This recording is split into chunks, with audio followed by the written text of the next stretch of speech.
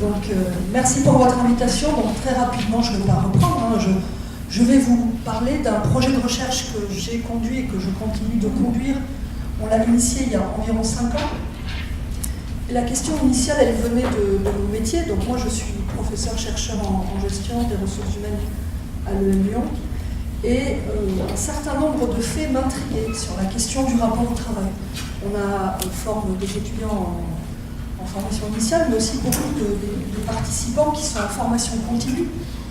Et on constatait notamment un fait qui, moi, m'intriguait beaucoup, c'était une forme d'instabilité des participants que j'avais pu connaître, par exemple, dans un programme de formation, qui, à un moment donné, me faisaient part de leur enthousiasme vis-à-vis de leur travail, puis je pouvais les recroiser 2-3 ans après, et tout à coup, ils me faisaient état d'un tout autre rapport à leur travail. L'ennui, la routine, etc. J'avais même des participants qui venaient me voir en me disant « mais je ne comprends pas, dans mon équipe, j'avais quelqu'un qui était compétente et motivée, et là même, elle est devenue pas compétente et pas motivée. Comment c'est possible ?» Moi, c'était souvent ce genre de réflexion que j'avais. Donc, toute une série de faits qui m'ont conduit à penser que l'approche de la gestion sur la question de la motivation et du rapport au travail avait peut-être à être un peu poussée. Parce que si on est, je vous ai fait une toute petite généalogie. Alors, excusez-moi.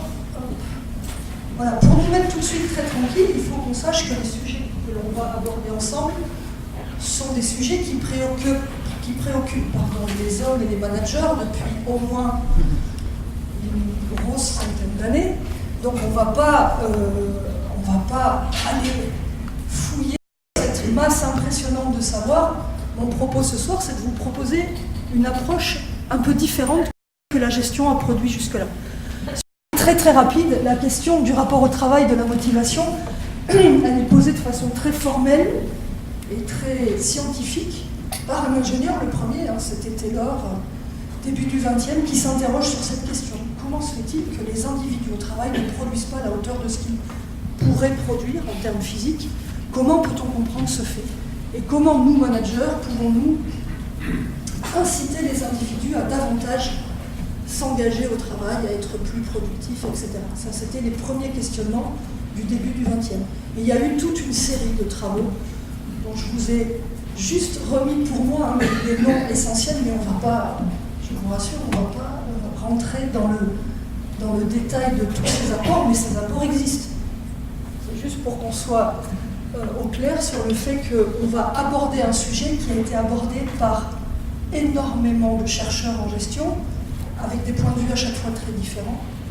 Et aujourd'hui, mon propos, c'est de vous faire le retour d'un projet de recherche que j'ai conduit et que je conduis encore, et qui a comme ambition de proposer un point de vue différent. Si je voulais résumer les choses, pour l'essentiel jusque-là, tous les chercheurs en gestion ont cherché à comprendre la motivation d'une façon plutôt externe, ce qui est assez logique. Je suis un manager, je cherche à comprendre pourquoi la personne qui est en face de moi est motivée ou ne l'est pas, produit à la hauteur de ce que j'estime qu'elle devrait produire ou pas. Donc j'ai une vision relativement externe des choses. Et en conséquence de ça, les travaux de gestion ont beaucoup poursuivi cet axe de ce qu'on appelle la motivation extrinsèque. Que peut faire une organisation, que peut faire un manager qui soit de l'ordre de susciter la motivation des individus au travail? Pour l'essentiel, les travaux de gestion se sont centrés là-dessus. Et ils nous ont produit différentes réponses. La réponse de Taylor, à l'époque, c'était quand même la prescription beaucoup plus précise de ce qui était attendu et l'incitation financière. Il y a eu après toute une série de travaux dans les années 30 autour de l'idée de la nécessité de porter de l'attention aux individus. Vous savez, c'était tout le courant des relations humaines. Être bienveillant, porter de l'attention aux individus était de nature à susciter leur motivation au travail. Il y a eu ensuite tous les travaux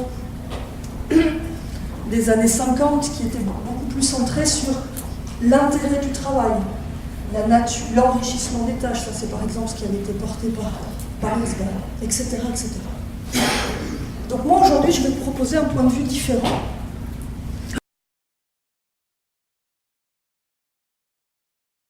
qui est plutôt l'axe de la logique interne, de ce qui nous lie au travail. Donc on va non pas observer cela de façon externe, en disant telle personne est motivée, telle personne ne l'est pas. Le projet que l'on va développer, il consiste à s'intéresser à comment les individus au travail nous expliquent que ça les intéresse ou pas, que ça les motive ou pas. Donc on va partir dans une compréhension de leur logique interne. C'est la particularité de ce travail.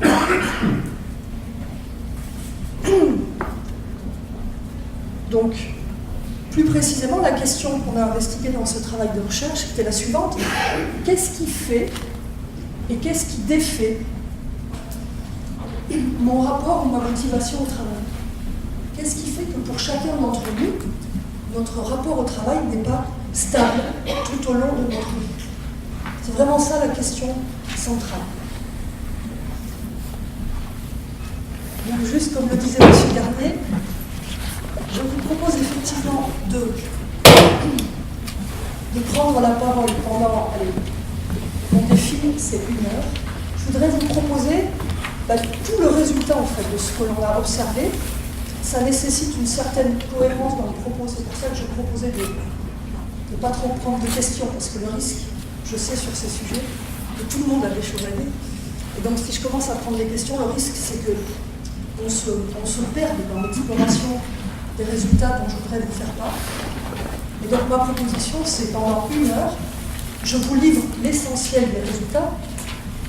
C'est quand même gageur, on a écrit 2 livres sur la base de ce travail de recherche, mais néanmoins, je vais vous livrer l'essentiel, et ensuite on prendra un long temps de questions et de réponses. Ça vous va? En même temps, est-ce que je vous donne vraiment le choix? C'est pas sûr.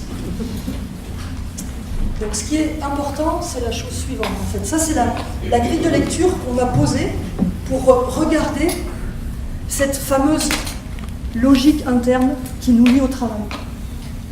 On s'est appuyé sur des théories, 2 grandes familles de théories, les théories qu'on a appelées les théories de développement de l'adulte.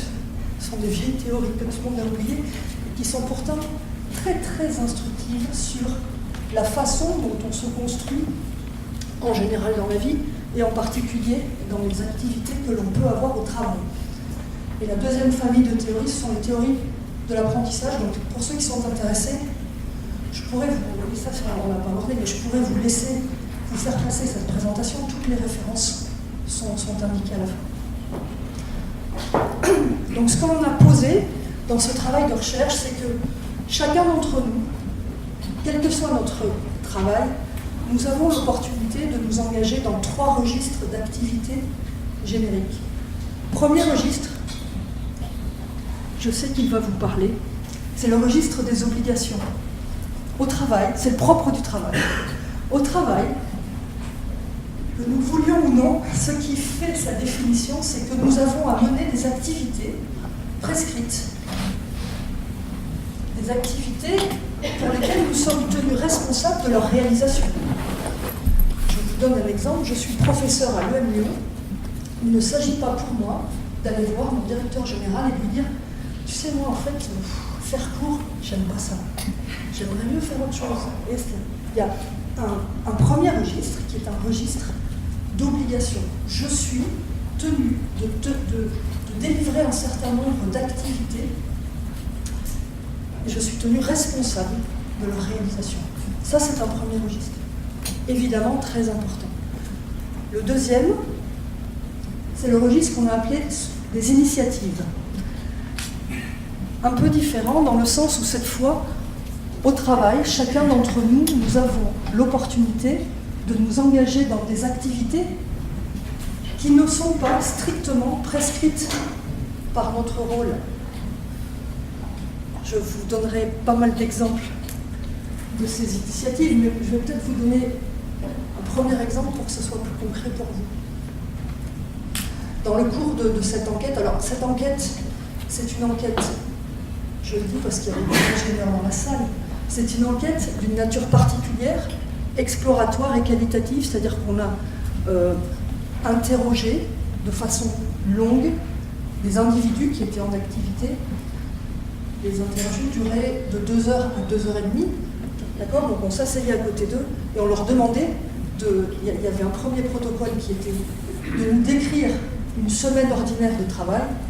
On a appelé ça autopsie d'une semaine ordinaire. Donc concrètement, on demandait à la personne que l'on rencontrait d'ouvrir son agenda électronique, papier, et de nous décrire tout ce qu'il ou elle avait fait dans une semaine, et de nous dire ce qui, dans ses activités, lui plaisait moins, donc vous voyez, de commenter les activités qu'il ou elle avait menées. Ça, c'était une première chose.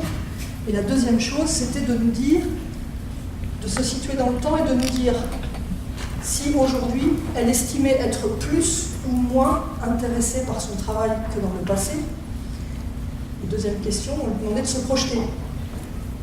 Vous nous dites que vous avez tel rapport au travail aujourd'hui, comment pressentez-vous que cela va évoluer dans le futur? Pensez-vous que vous allez pouvoir durablement être motivé comme aujourd'hui, ou pas, etc. D'accord? C'était ça le protocole avec chaque personne.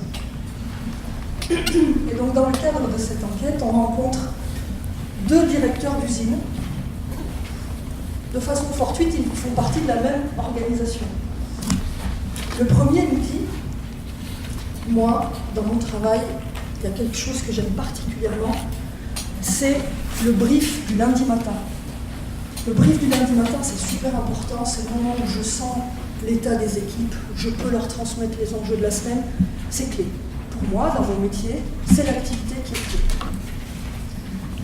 De nouveau, de façon fortuite, il se trouve que quelques mois après, on rencontre un autre directeur d'usine du même groupe, et on l'interroge selon le même protocole, et là, il nous dit, moi, dans ma semaine, l'activité que je préfère, c'est le pot du vendredi soir.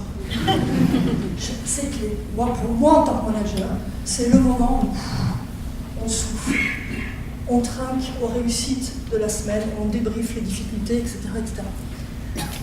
Donc c'est évidemment anecdotique, mais c'est juste pour vous donner la mesure de l'existence de ce registre au travail.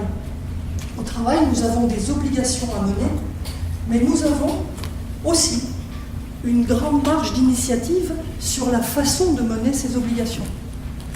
Parce que j'insisterai sur une chose, dans ces 2 exemples que je vous rapporte, ces 2 personnes tiennent très bien leur rôle de directeur d'usine. D'accord? Mais ils le tiennent chacun marginalement à leur façon. Il y a bien un endroit où ils tiennent tous les mêmes obligations, mais ils ne le font pas exactement de la même façon. Donc ça, c'est le registre des initiatives. Le 3e registre que nous avons posé d'emblée, et on verra comment on l'a observé, c'est le registre des aspirations. Donc c'est un registre un peu plus délicat à percevoir, mais je vous donnerai des exemples dans le cours de ma présentation. Les aspirations, ce sont des activités qui, à nouveau, ne sont pas prescrites, que nous pouvons mener dans le cadre de notre travail.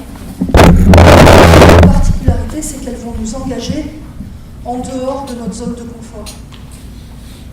Ce que je n'ai pas précisé, c'est que les initiatives, presque tout le temps, on pousse des initiatives dans notre zone de confort, dans les activités ou les registres où on se sent à l'aise. C'est assez logique. Les aspirations, c'est encore un peu différent. On va mener des activités dans le cadre de notre travail qui ne sont pas prescrites et qui nous invitent à sortir de notre zone de confort. Donc ça, ce sont les 3 catégories qu'on a posées au départ. Et maintenant, ma proposition, c'est de vous emmener, j'allais dire, en exploration. Je voudrais en fait, sous la forme d'un schéma synthétique, vous décrire ce que l'on a observé de la façon dont ces registres opèrent tout au long de notre vie professionnelle. Donc c'est nécessairement schématique, mais vous me direz, peut-être que ça va vous éclairer. Donc ce schéma affreux, vous comprenez pourquoi je n'ai pas fait graphiste ou designer, ce schéma affreux schématise ce que pourrait être une vie professionnelle pour chacun d'entre nous. Avec 1.1, c'est le moment où on démarre notre vie professionnelle, notre premier vrai job, celui où on va gagner notre vie pour la première fois. Ça, c'est le point 1. Le point 4, vous vous me voyez venir, c'est la fin de la vie professionnelle, c'est le rendez-vous de la retraite. Donc il est certain que ce point, là je vais schématiser, hein, on sait que tendanciellement il recule, et que tendanciellement il est de plus en plus en pointillé. Ça on l'observe beaucoup dans notre recherche. Les individus tendent de plus en plus à partir en fin de vie professionnelle en pointillé, c'est-à-dire en temps de travail décroissant, en mission de plus en plus ponctuelle. Bon, c'est une remarque. Et donc prenons juste la mesure de ce schéma. Une vie professionnelle commence par un premier job, se termine par la retraite. Pour l'instant, c'est très très descriptif. Et ce que nous on a découvert, c'est qu'il y a différents rendez-vous en fait qui émaillent le déroulement d'une vie professionnelle. Et que cette vie professionnelle, c'est le sens de ce S sinueux, et tout sauf linéaire. Tout sauf linéaire. C'est ça que je voudrais vous décrire. Qu'a-t-on découvert de cette dynamique interne qui nous meut pour aller du point 1 au point 4? Hormis le fait de gagner sa vie, on est bien d'accord. Gagner sa vie est un enjeu. Mais néanmoins, il faut pouvoir se lever tous les matins pendant 30 ou 40 ans. Donc la vraie question, c'est qu'est-ce qui nous fait nous lever et qu'est-ce qui fait qu'on peut tirer bénéfice de ce que nous faisons au travail. Donc je vous propose de partir en exploration du S. Je vais vous donner quelques enseignements saillants que nous avons observés dans le cours de cette recherche. Première chose, le rendez-vous 1, là je vais faire appel à la mémoire de ceux qui sont avancés, et puis aux plus jeunes, vous êtes très très proches de ce rendez-vous. Le rendez-vous 1, c'est un rendez-vous extrêmement important. C'est le moment où pour la première fois, on va s'autonomiser en fait de la vie familiale et on va devenir un adulte autonome. Je vous le dis parce que dans les entretiens qu'on a menés dans le cadre de cette enquête, pour ceux qui sont proches de ce rendez-vous, c'est extrêmement frappant. C'est-à-dire que c'est un moment très très important. Le moment où pour la première fois, on va se projeter comme un adulte autonome qui va pouvoir construire sa vie. C'est un moment où on formule des rêves plus ou moins explicites de réussite. Donc là, je fais appel à votre mémoire. C'est un moment où on va, par exemple, commencer à formuler des étalons de réussite. Moi, j'aimerais avoir une vie comme ci, comme ça. J'aimerais avoir tel type de métier, tel type de réussite. J'aimerais avoir tel type de style de vie. J'aimerais une maison, j'aimerais pas une maison. J'aimerais une belle voiture, etc., etc. Chacun met ses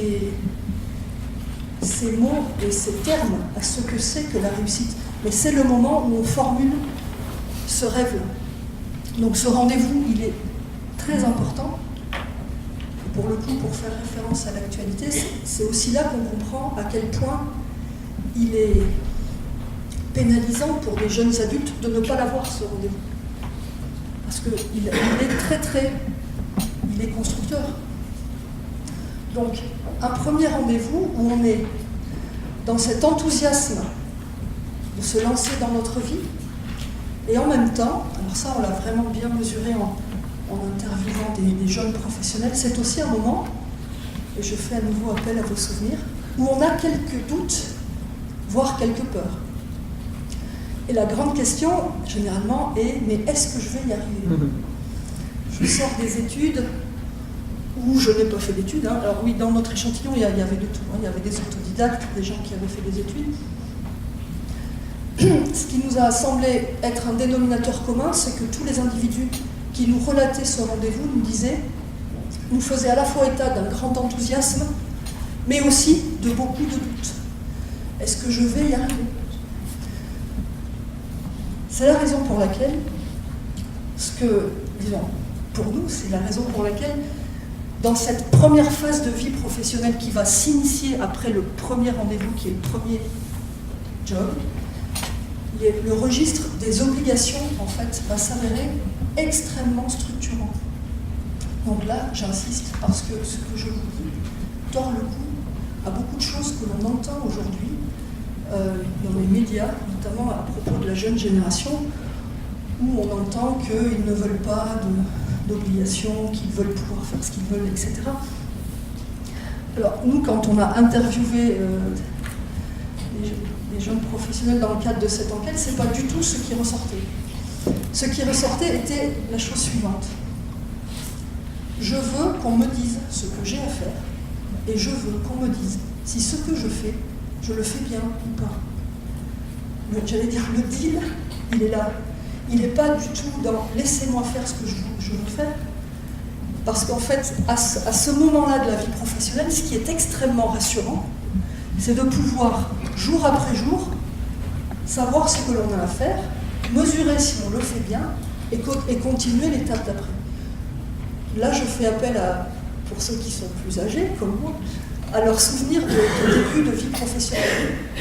À quel point il est important d'avoir un supérieur qui dit ce qu'il attend, à quel point il est important d'avoir un supérieur qui dit quand c'est bien et quand c'est pas bien. Donc là, les jeunes professionnels étaient formels, ils ne veulent pas d'un feedback complaisant.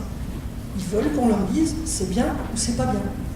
Et si c'est pas bien, éventuellement qu'on leur indique comment ils pourraient faire mieux. D'accord ? L'autre chose qui est extrêmement structurante à ce moment-là, c'est le fait qu'en fait les obligations, ça nous inclut dans un collectif. De savoir ce que j'ai à faire et de le faire chaque jour me donne le sentiment de m'inclure dans le collectif de mon département, de mon métier, de mon entreprise. Donc de ce point de vue, les obligations sont extrêmement structurantes, alors qu'aujourd'hui on a plutôt une vision péjorative de ce qu'elles sont.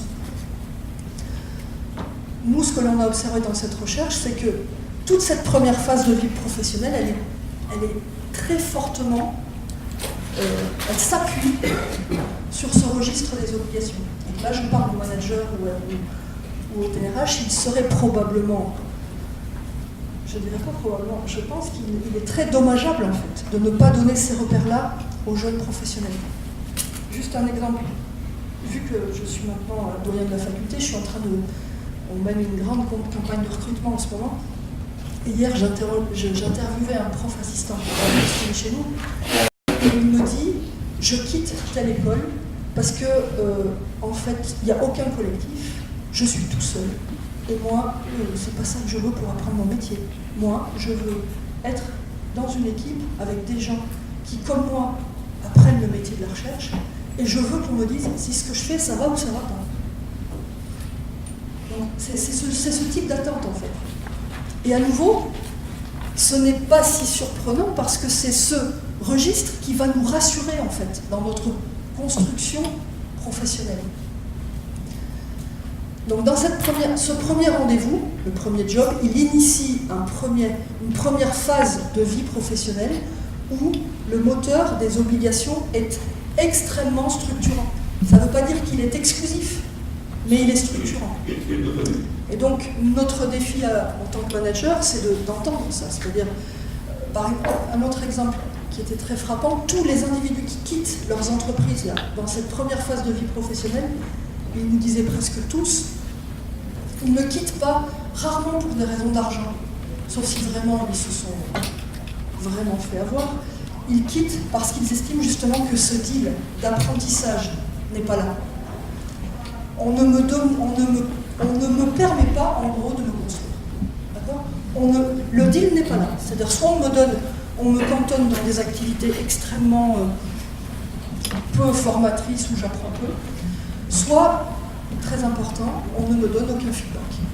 Et donc moi, je vais voir ailleurs, parce que pour apprendre mon métier, il me faut d'autres conditions que ça. Dernier ingrédient de cette première phase de vie professionnelle, les obligations sont structurantes parce qu'elles nous permettent concrètement d'apprendre notre métier, et ça c'est un. Elles nous permettent ensuite de nous sentir inclus dans un collectif, ça c'est deux. Et le troisième, regardez-le autour de vous, voire certains le vivent peut-être encore, c'est la phase où on adore sortir le soir avec ses collègues. De nouveau, le sens, le collectif est extrêmement important. Non seulement on se construit la journée au travail en ayant des interactions avec ses pairs, en parlant de ce qu'on a eu à faire, et quoi t'aurais fait comment, etc. Mais ça va même plus loin, c'est-à-dire qu'on se voit souvent en dehors du travail. Le collectif nous rassure par rapport aux doutes qui sont les nôtres. Vais-je être à la hauteur? Tous ces moyens sont des façons de se rassurer et de se construire. Donc vous l'aurez compris, c'est un peu plaidoyer pour les obligations. Non mais c'est important parce que j'entends trop de discours aujourd'hui visant à recommander au manager une forme de laisser-faire en fait dans ses premières phases. Mais oui, fais donc ce que tu veux. Non. Faire ce que l'on veut ne nous construit pas comme professionnels et ne nous permet pas, à la fin de la journée ou à la fin d'une semaine, d'être satisfait de ce que l'on a fait. Donc c'est une phase où on va faire et refaire un certain nombre d'activités qui sont les activités de base de notre métier. Et faisant et refaisant ces activités, on se rassure petit à petit sur le fait que oui, on est en train de construire notre compétence. C'est le sentiment qu'on a tous connu, vous savez, après une journée de travail qui n'est pas... Ce qu'on a fait n'était pas nécessairement intrinsèquement très intéressant, mais on a le sentiment d'avoir fait ce qu'on avait à faire. Vous voyez, c'est ce moteur-là qui joue. Satisfait d'avoir fait ce qu'on avait à faire. Donc ça, c'est la première phase que nous, on a observée d'une vie professionnelle. Ce qui est assez intéressant, c'est qu'au bout d'un certain temps, et là, ça dépend de l'âge auquel on est rentré sur ce premier job, ça dépend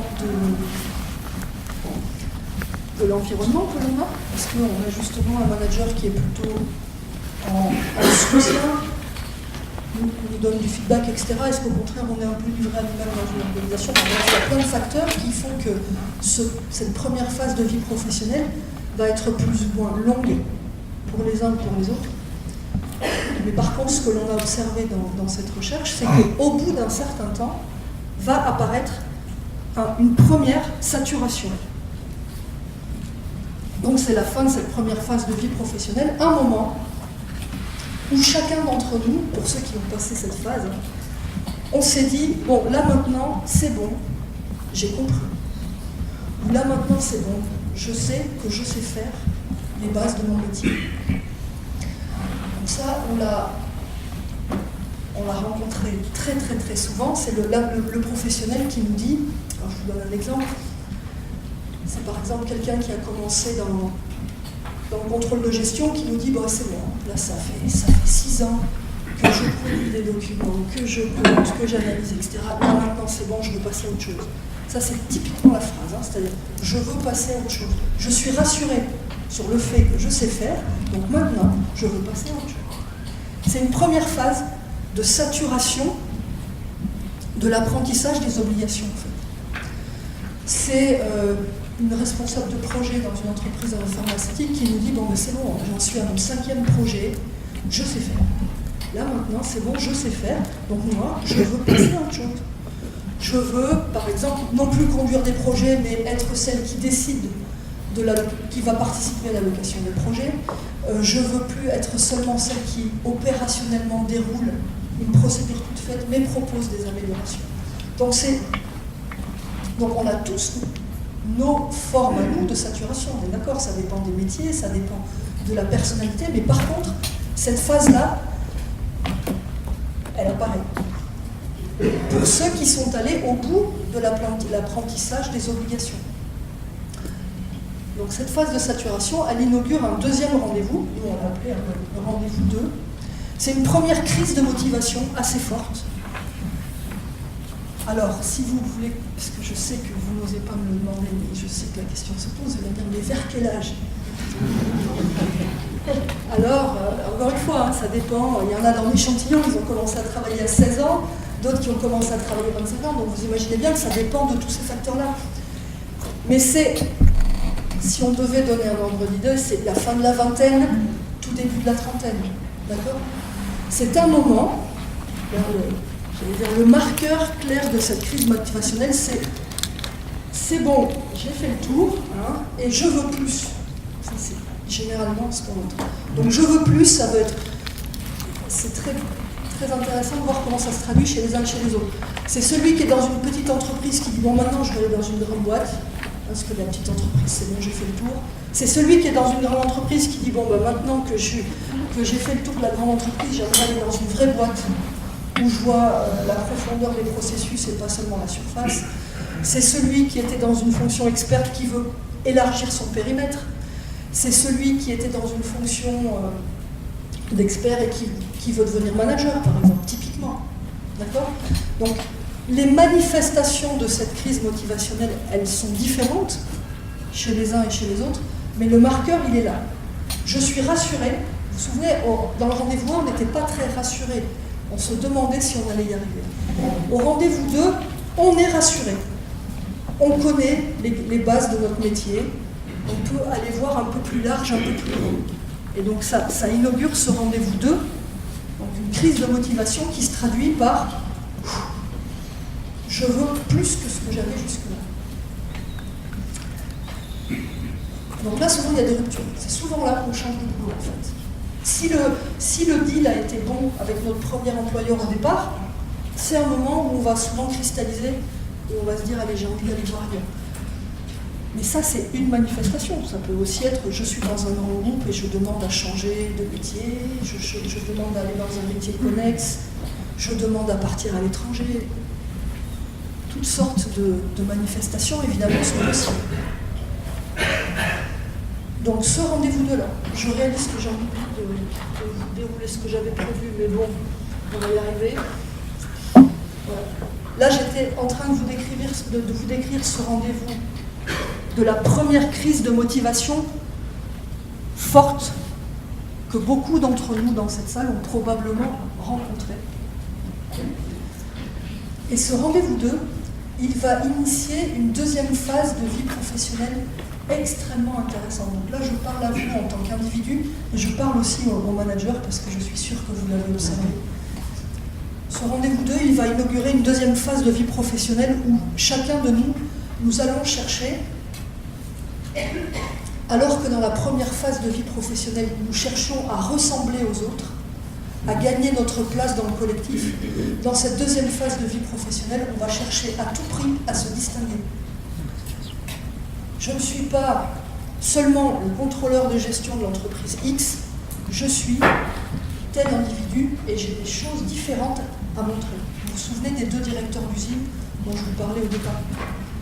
On va, par tous les moyens, chercher cette fois-ci à se singulariser des autres. En tant que manager, vous pouvez le voir dans la frénésie des individus qui sont dans cette phase à proposer toujours de nouvelles façons de faire, à proposer de nouveaux projets, à proposer de nouvelles approches. Ça, c'est typique d'un individu qui entre dans cette phase de recherche d'initiative. Je vais vous donner un exemple qui nous avait beaucoup marqué. On avait rencontré un jeune professionnel qui était responsable qualité dans une usine. Et il nous dit, bon c'est bon, ça fait 7 ans que je suis responsable qualité, ça va, maintenant j'ai compris, je maîtrise les processus, j'ai mis au carré les réunions, les documents, etc. Mais moi maintenant je voudrais faire autre chose, mais mon management il n'entend pas. Donc lui il avait trouvé quelque chose, il me dit, je sature, il y avait une boîte à idées dans l'usine, il saturait la boîte à idées toutes les semaines, plein d'idées, il veut bien finir à un moment donné par me dire, allez vas-y quoi. D'accord, ça c'est typiquement l'énergie qui s'ouvre dans la deuxième phase de vie professionnelle où on va chercher à se singulariser des autres. Si je prenais mon propre exemple, je pourrais dire que dans la première phase de ma vie professionnelle, mon objectif c'était de m'assurer que j'étais un professeur qui tenait la route dans mon organisation. Donc je fais des cours, je m'assure que je maîtrise les bases de mon métier. Deuxième phase de vie professionnelle, l'enjeu est tout à fait différent. L'enjeu, alors évidemment, il n'est pas dit explicitement comme ça, mais l'enjeu c'est plutôt de se dire non, je suis peut-être professeur à l'EME, mais enfin, je suis Fabien Autier. Moi, je suis différent. Moi, je ne fais pas les choses pareilles que les autres. Moi, je propose une approche qui est la mienne, etc., etc. Et peu ou prou, on le fait. Alors, pour ceux qui sont avancés dans la vie professionnelle, on l'a tous fait ou on le fait tous. Et c'est, vous comprenez bien là que je n'ai pas du tout de jugement moral, c'est l'ordre des choses. C'est-à-dire, autant dans un premier temps, on a eu besoin de se rassurer sur le fait qu'on savait faire, dans une deuxième phase, ça ne nous suffit plus d'être rassuré sur le fait qu'on sait faire. On veut montrer qu'on fait les choses de façon singulière. Donc là, ça peut prendre toute une série de formes. Encore une fois, c'est je viens avec une idée d'une nouvelle façon de faire que je propose à mon boss, j'arrive, je vais voir la DRH et je leur dis non mais moi là, il faut me donner un périmètre plus large, je m'ennuie, ça va être je veux partir à l'étranger, ça va être je veux me former, typiquement. Alors, se former peut être la manifestation de plusieurs choses, mais en tout cas, dans cette phase-là, c'est souvent un moment où le jeune professionnel, celui qui avance dans la vie, est demandeur de beaucoup de signes de sa singularité. Et le corollaire, c'est aussi le moment où la revendication sur le salaire et la promotion devient très forte. Elle n'était pas si forte avant, c'est-à-dire, encore une fois, les professionnels de la phase 1 ne veulent pas non plus qu'on abuse avec eux, c'est bien normal. Mais la revendication du salaire n'est pas première, c'est-à-dire, si j'ai le sentiment que j'apprends, ça peut compenser le fait que je n'ai pas un salaire dans l'absolu qui est celui que je souhaiterais avoir. Dans la deuxième phase de vie professionnelle, là, la revendication salariale et la revendication statutaire va devenir très très forte. Et c'est bien logique, puisque comme je fais des efforts pour me singulariser, il faut bien qu'en retour, mon organisation, mon manager me reconnaisse comme tel. Sinon, j'ai le sentiment que le deal n'est pas là. D'accord ?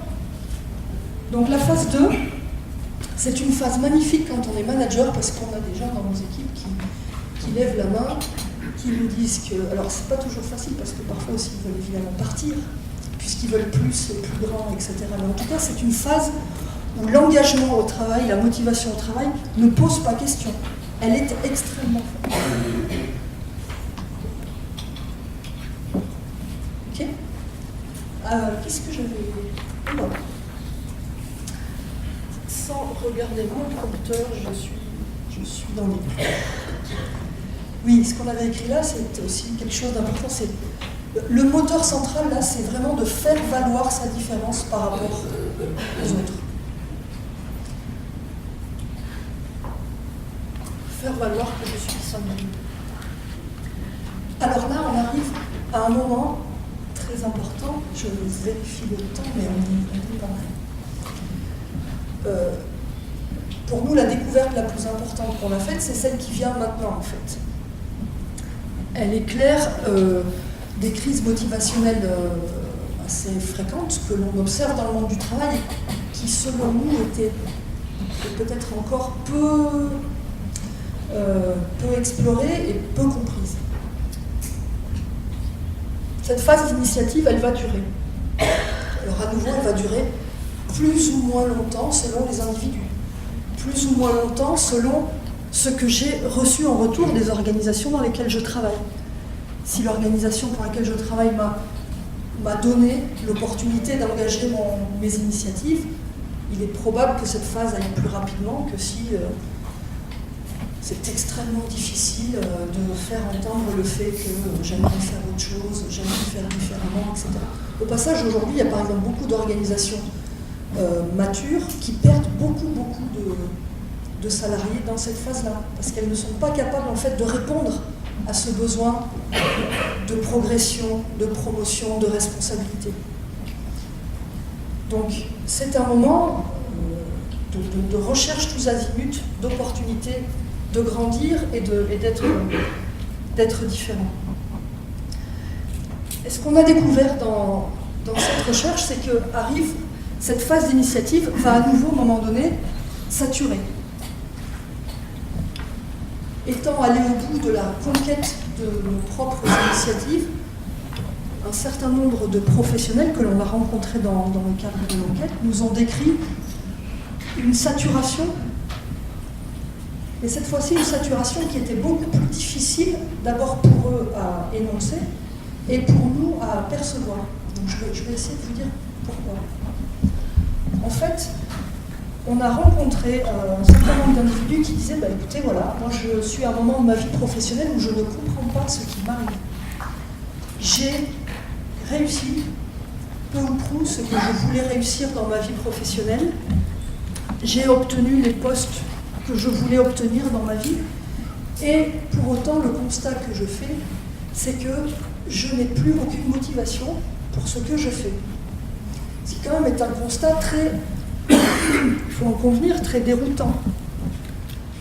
Alors même que j'ai obtenu tout ce que je souhaitais, en tout cas tout ce qui était une projection qui me faisait avancer, je fais le constat que ça ne me motive plus.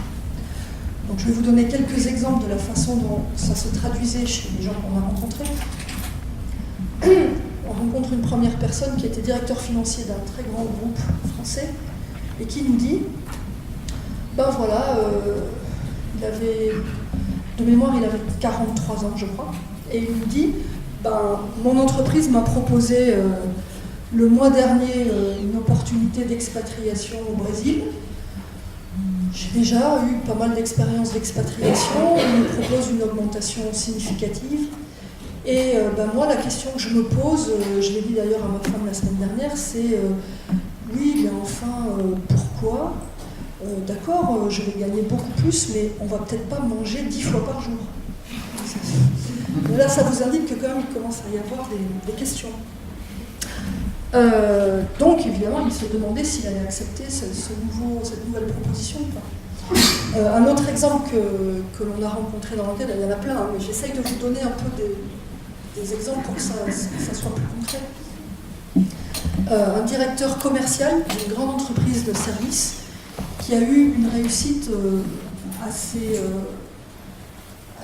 significative. Hein. Il est rentré commercial dans son entreprise, il est devenu directeur commercial, il est devenu directeur commercial et marketing, il est devenu membre du comité de direction de l'entreprise, il est devenu actionnaire de l'entreprise parce que le comité de direction a racheté l'entreprise.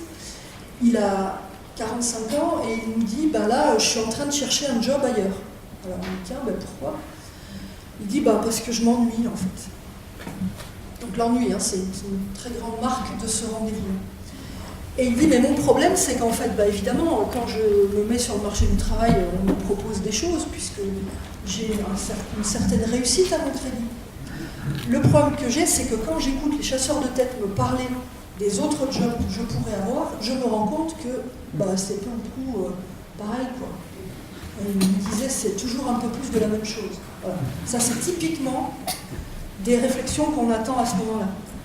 À quoi bon? Moi, c'est toujours un peu plus de la même chose.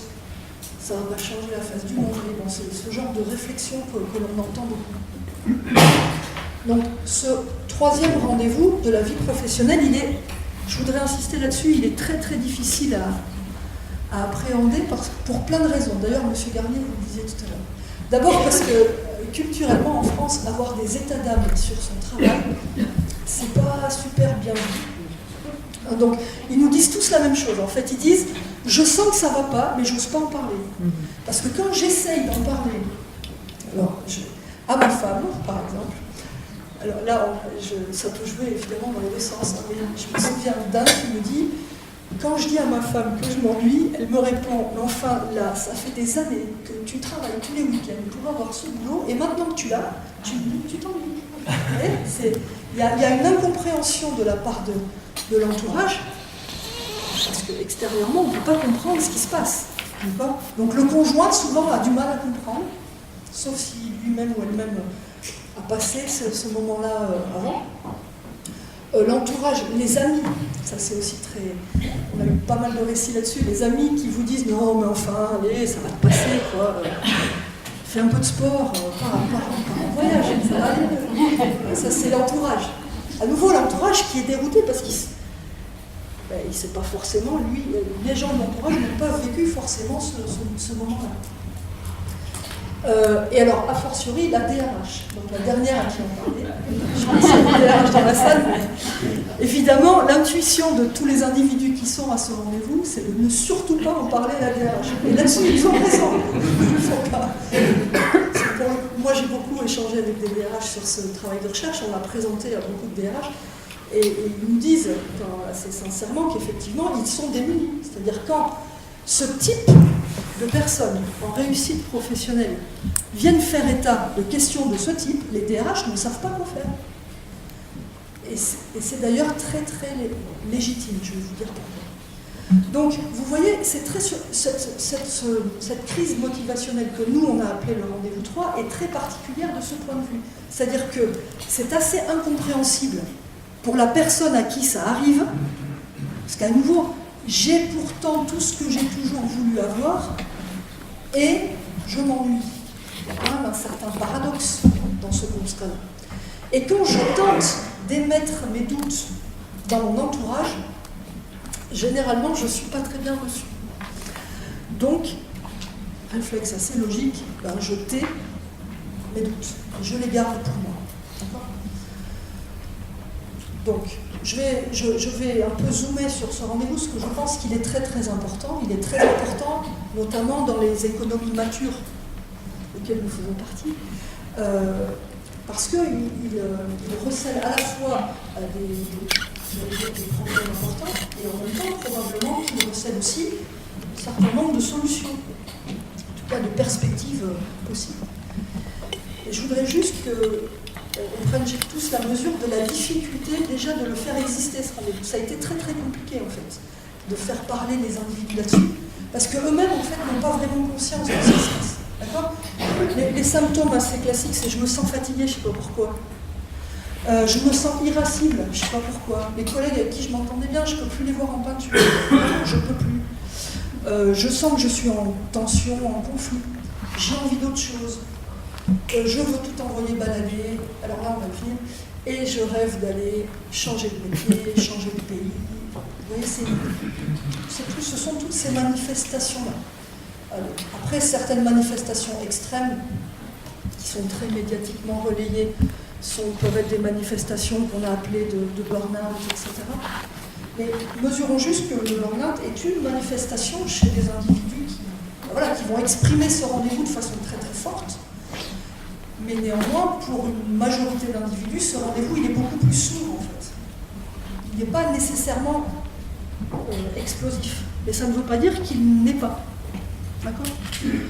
Donc les marqueurs qui nous ont frappés, ce sont ces marqueurs-là, donc une fatigue assez inexplicable, d'une irritabilité, d'une envie de tout envoyer balader, etc. Donc, ce que je voulais juste vous dire, avant je vais vous décrire ce que l'on a observé de la façon dont les individus réagissent en fait à ce rendez-vous-là. Parce qu'à mon avis, il y a un certain nombre de leçons à en tirer. Et je voudrais juste, je crois que je l'ai là, dédouaner les DRH. Je vous disais, les DRH, quand des professionnels en réussite viennent faire état de ces doutes, sont assez démunis. Je voudrais bien dire qu'ils sont légitimement démunis, en fait. Nous, l'hypothèse que l'on fait, c'est que ce rendez-vous 3, il marque en fait un retournement dans les moteurs motivationnels qui sont les nôtres. Une façon simple de dire les choses serait la suivante. Pendant les 2 premières parties de notre vie professionnelle, ce qui nous a pour l'essentiel motivés était des facteurs extrinsèques. Je veux apprendre mon métier, je veux des défis professionnels, je veux de la promotion, je veux de la rémunération. Vous voyez, on avait toute une série de signes externes du fait qu'on était en train de se construire, et ces éléments externes de motivation nous allaient bien. D'accord ?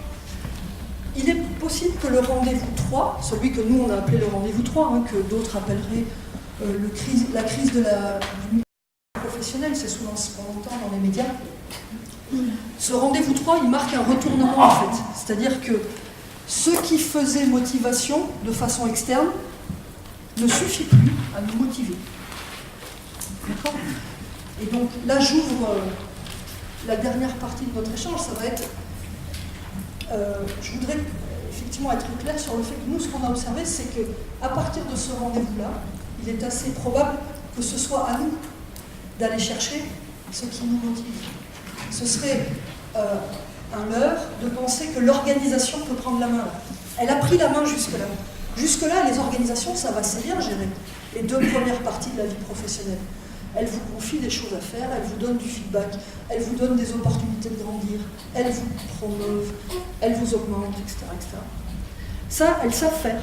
Par contre, quand un individu qui a pleinement réussi vient et dit « ce que je fais, ça m'ennuie », là, l'organisation, elle a beaucoup moins de levier, l'organisation ou le manager, de levier dans sa main.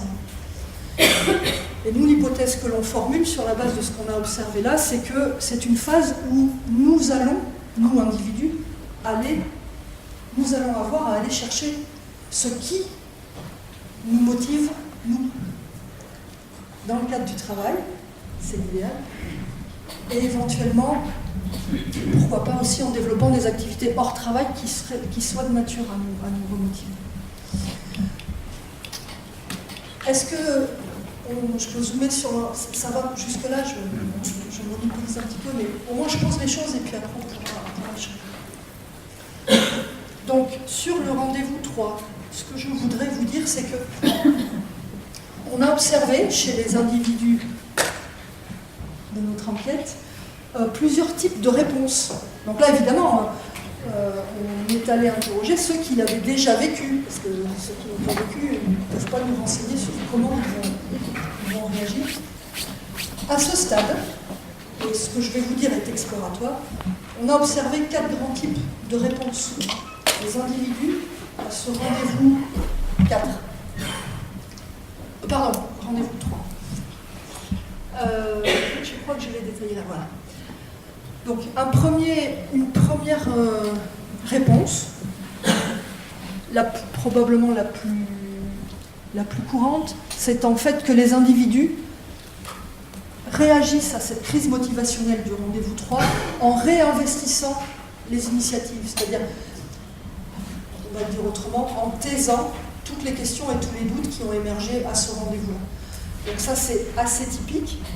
Et c'est assez logique, parce qu'en fait, puisque ce sont des individus qui sont en réussite professionnelle, l'entourage ou la DRH va nous dire « Allez, tu as l'air de pas bien aller, allez, je te propose un nouveau défi, tu vas voir, ça va aller. » Ça, c'est typique et c'est normal. Donc là, juste un exemple qui m'avait frappé, c'était un expert comptable, vous savez, dans un cabinet d'audit, qui avait traversé un rendez-vous 3 très aigu, marqué par un burn-out, un arrêt, je crois, de moins de 4 mois. Et quand il rentre, sa DRH, depuis sa meilleure bonne volonté, lui dit « Tu sais quoi, on a trouvé un cabinet qui va pas bien. Il n'y a que toi qui vas pouvoir le redresser. Allez, on t'envoie là-bas. Ça va t'occuper. » C'est ça la logique. Ça va t'occuper l'esprit, tu vas voir, ça va te faire du bien. Ça, c'est typique. Ça va être...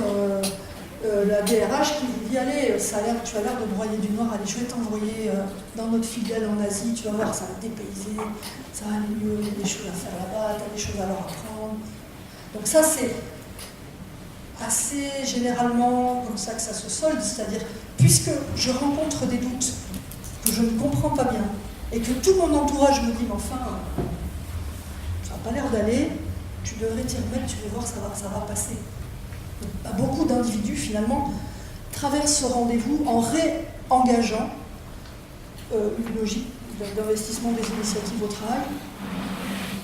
Alors, ce qu'on a observé, c'est que par contre, ça produit des dernières parties de vie professionnelle plutôt sur un mode un peu d'endurance, vous voyez, c'est-à-dire, voilà, je vais continuer à faire ce que je sais faire, ok, ça ne m'enthousiasme pas, ça ne me donne pas envie de me lever le matin, mais il faut bien le faire, je le sais le faire, donc je le fais. Nouveau, assez logique. Donc ça, c'est une réponse qui est le réinvestissement des initiatives. Il y en a une deuxième, dont je dois absolument vous parler, parce qu'elle est très très médiatisée, et comment vous dire, ce n'est peut-être pas la solution magique, c'est la reconversion. C'est un moment où beaucoup d'entre nous avons une envie subite de nous reconvertir dans un tout autre métier, dans un tout autre lieu, dans un tout autre rythme de vie. Beaucoup de reconversions arrivent à ce moment-là, du rendez-vous 3. Donc là, nous, dans notre échantillon, on a rencontré des individus qui ont passé le pas de cette reconversion. Donc, il y avait un directeur marketing d'un grand groupe qui est parti faire un CAP de charpentier de marine à Brest. C'est assez classique. Je le sais parce qu'en fait, les organismes de formation des CAP de métiers manuels le constatent. C'est-à-dire qu'il y a de plus en plus de Bac plus 5, de plus de 45 ans, qui s'inscrivent dans ces cursus-là. Donc c'est une mesure du fait que ça existe. Alors, il se trouve en plus que comme le travail s'est dématérialisé, nos doutes du rendez-vous 3 se traduisent aussi par un besoin de métiers manuels, de métiers concrets. Donc boulanger, charpentier, mécanicien, tout ça, ce sont des envies très très fortes qui peuvent naître à ce moment-là. Rendez-vous 3. Un autre exemple, je vous en parle parce que je vous en reparlerai après, il est important. Un directeur commercial d'un grand centre d'appel qui nous dit « Non, mais moi j'en peux plus de traiter les gens là, comme des numéros, on ne les voit jamais, j'en peux plus. Donc moi je veux des vraies relations avec les gens, j'aime cuisiner, je plaque tout, j'achète un restaurant. » Reconversion radicale. Un autre cadre dans l'industrie, directeur d'usine qui dit moi je ne supporte plus d'avoir tout le temps à avoir les yeux rivés sur les chiffres, la rentabilité, les taux de rentabilité, j'en peux plus, il me faut de l'humain. Donc lui, il lâche tout pour partir travailler dans le secteur du travail handicapé. Bon voilà, c'est des exemples. Hein. Mais je vous donne ces exemples parce que quand on les interroge a posteriori sur leur choix de reconversion, ce qui est assez intéressant, je dirais même ce qui est très intéressant, c'est que la plupart de ceux qu'on a pu interroger suffisamment longtemps après leur décision de reconversion nous disent, finalement, je le traduis dans nos termes, ils ne le disent pas comme ça, j'ai réappris un métier, ça m'a occupé un temps, forcément, quand on réinvestit un nouveau champ, ça occupe. Ça m'a occupé un temps, mais en fait, au bout de 3-4 ans, je me suis retrouvée avec les mêmes questions, mais surtout, c'est là que je veux porter ces faits à votre attention. Généralement, ça a eu un coût important. C'est-à-dire qu'on a quitté un métier qu'on savait faire, on recommence à zéro. C'était le sens de la flèche là, que j'ai noté de 3 à 1. C'est comme si on recommençait, en fait, une vie professionnelle en recommençant par les obligations, en recommençant à apprendre la base. Donc ils disent tous, bah oui, forcément, vu que je suis un professionnel confirmé, je sais apprendre un peu plus vite que les autres. J'ai un certain nombre de réflexes qui font que j'apprends vite. Et donc j'apprends vite, et les questions qui m'avaient conduit à changer radicalement de métier se représentent en fait 3-4 ans après. Avec néanmoins un risque important, c'est que généralement, même tout le temps, en tout cas dans tous ceux que nous on a rencontrés, il y a eu une perte de revenus très forte à la clé. Il faut être clair. Et parfois des tensions assez fortes avec la famille, par exemple. Parce que tout à coup, on a renoncé à un niveau de vie, à un style de vie, on a réengagé très fort le travail parce qu'il fallait apprendre ce nouveau métier. Et donc, il y a parfois des dommages collatéraux possibles. D'accord ? Donc ça, c'est le choix de la reconversion qui est extrêmement fort à ce moment-là du rendez-vous. Et encore une fois, mesurons à quel point c'est logique. Je suis un individu qui a réussi sa vie professionnelle, je me trouve face à des doutes nouveaux, je cherche une solution. Et je me dis que peut-être il faut que j'aille faire autre chose. C'est extrêmement logique comme raisonnement. D'accord ? La troisième réponse que l'on a observée, c'est une réponse, plus minoritaire, parce que je dirais que le contexte économique le permet de moins en moins, mais quelques-uns dans notre échantillon l'avaient tenté, c'est une réponse de retrait, en fait. C'est-à-dire, puisque je constate que je m'ennuie au travail, que ça ne me mobilise plus, je vais investir à minima, je reste au travail, j'investis à minima, et j'investis un projet à l'extérieur. Donc ça peut être par exemple, je construis une maison secondaire, dès que j'ai du temps libre, je vais faire ça, je sais pas, moi je retape un voilier et puis je vais aller faire le tour du monde. Peut-être pas le tour du monde. En tout cas voilà, je nourris un projet à côté. On a appelé ça des projets bulles. Un projet qui accapare mon attention, mes rêves, et qui me remotive à faire autre chose. Mais par contre, au travail, pour faire ça, je fais service minimum. Et là, les individus que l'on a vu choisir cette réponse, au bout de quelques années, sont quand même dans des situations très difficiles. C'est très difficile pour un professionnel qui a réussi, qui a parcouru tout ce que je viens de décrire, à un moment donné, de dire bah, moi maintenant je fais service minimum. Un exemple, dans notre échantillon, il y avait un directeur informatique d'une entreprise de grande distribution et il était très négatif en fait, en disant en fait tous les jeunes que j'ai recrutés me passent devant. Oui, enfin, c'est logique. À un moment donné, vous les avez recrutés parce que vous étiez à une position qui vous justifiait. Puisque vous avez signalé à votre organisation que vous faisiez service minimum, tous ceux qu'à un moment donné vous avez recrutés, oui, gravissent les échelons de l'entreprise. Et ça, c'est très très difficile à vivre. Donc moi, sur la base de ce qu'on a observé dans cette enquête, c'est vraiment une réponse que je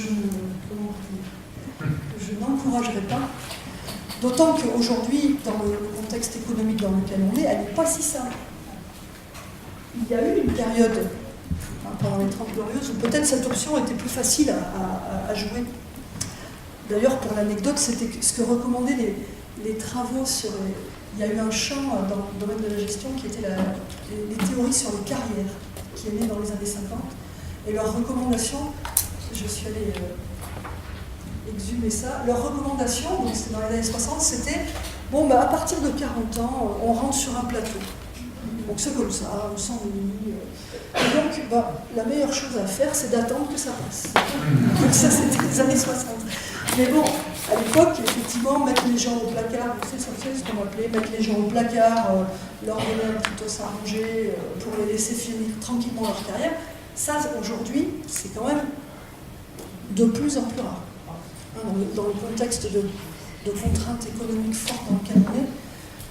Donc en tout cas, nous, sur la base de ce qu'on a observé, je ne m'avancerai pas à encourager cette option.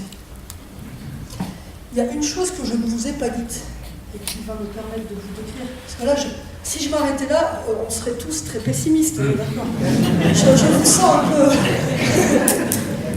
Donc c'est juste, je garde un tout petit peu de suspense, mais on a quand même observé une autre catégorie de réponses qui peut-être nous indique ce qui pourrait être une piste à ce rendez-vous rencontré, ce rendez-vous. Je voudrais juste vous livrer une hypothèse. À ce stade, c'est une hypothèse.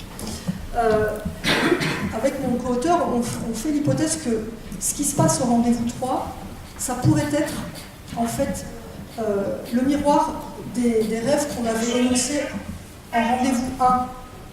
Vous vous souvenez ?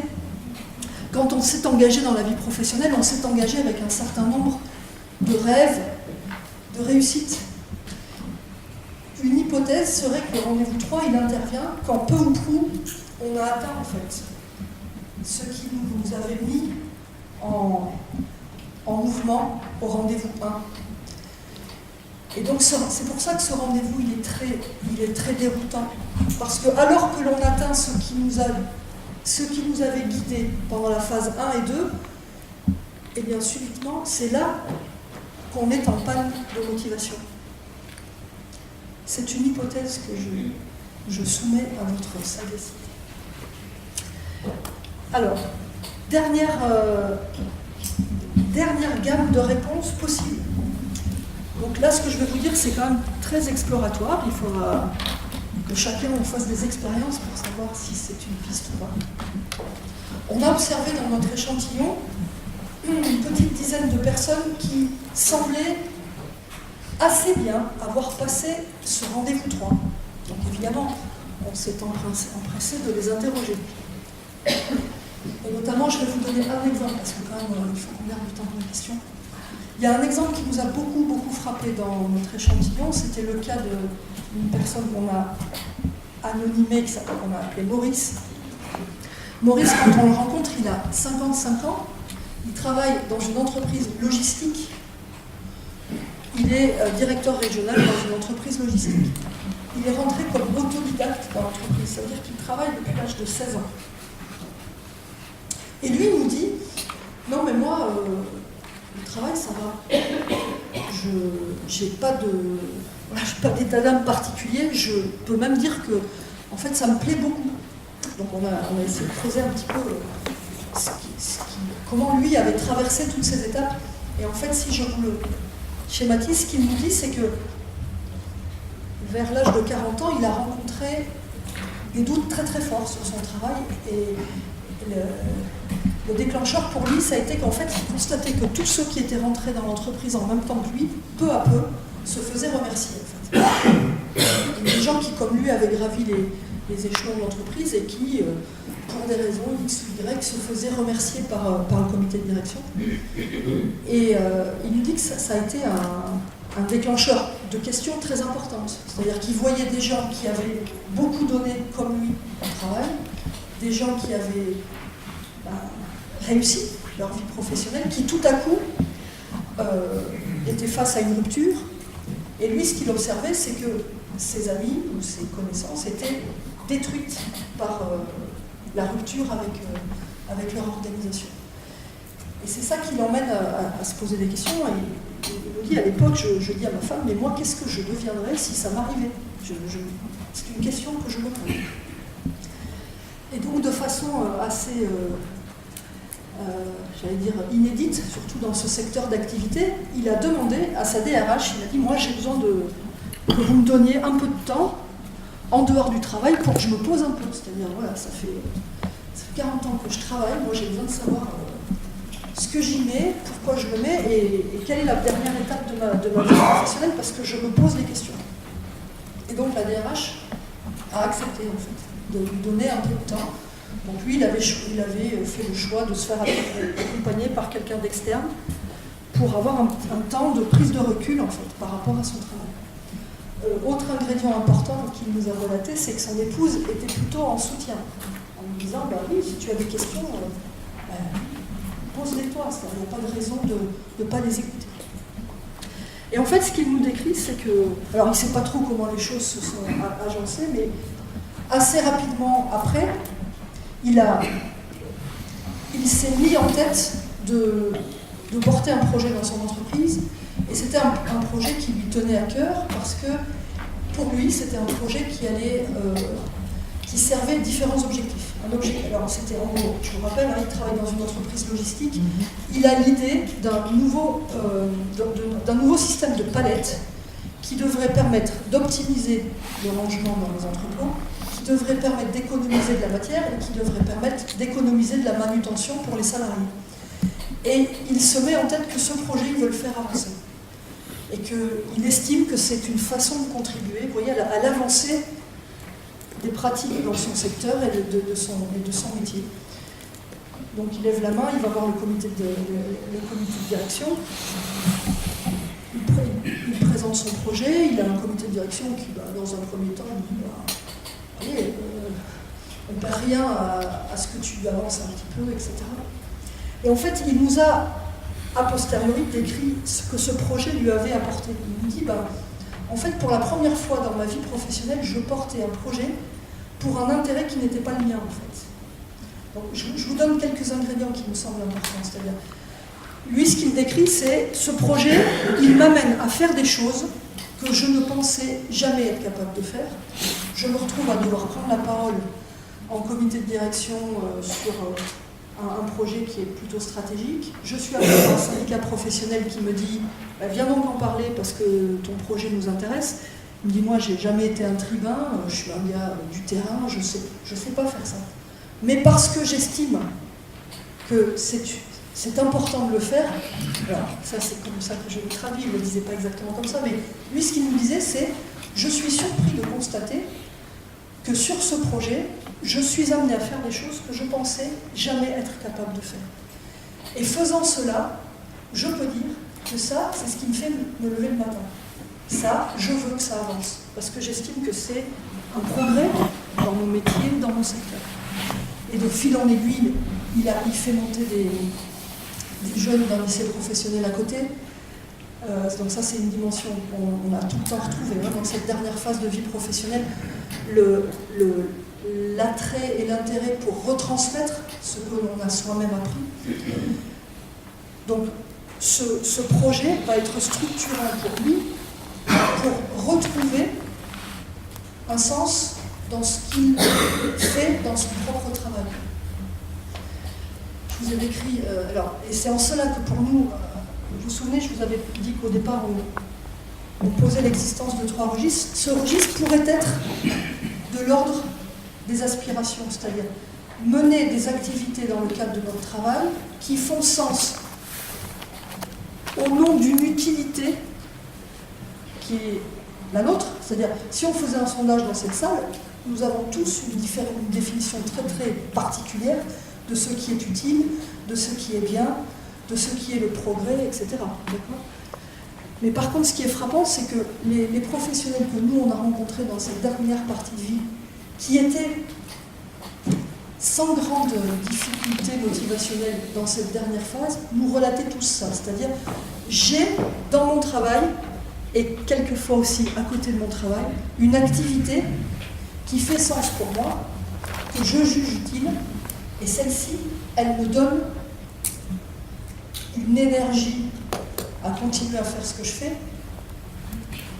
me donne une énergie, je dirais pas autre chose que ça.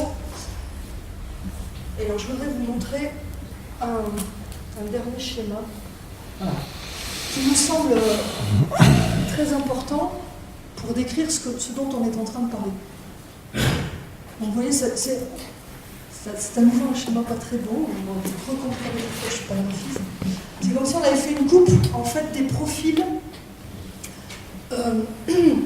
des registres motivationnels selon les 3 grandes parties de la vie professionnelle. D'accord ? Ce qu'on a observé dans ce travail, c'est que dans la première partie de la vie professionnelle, ce qui est moteur, ce sont les obligations, pour toutes les raisons que l'on a décrites tout à l'heure. Dans une deuxième phase de vie professionnelle, vous voyez qu'un nouveau registre commence à prendre de la place, c'est le registre des initiatives. Les initiatives commencent à prendre le pas dans ce qui nous donne envie d'aller au travail et de nous y épanouir. L'hypothèse que l'on formule suite à cette recherche, c'est que dans la 3e partie de la vie professionnelle, l'enjeu, ce serait de donner une place à un 3e registre, qui est le registre des aspirations. Donc, le registre des activités que nous jugeons, nous, utiles, et on a chacun une définition différente, et ayant ce sentiment d'utilité, des activités qui nous conduisent à dépasser des limites que l'on pensait avoir, et que l'on découvre, peut-être, que nous n'avons pas. D'accord ?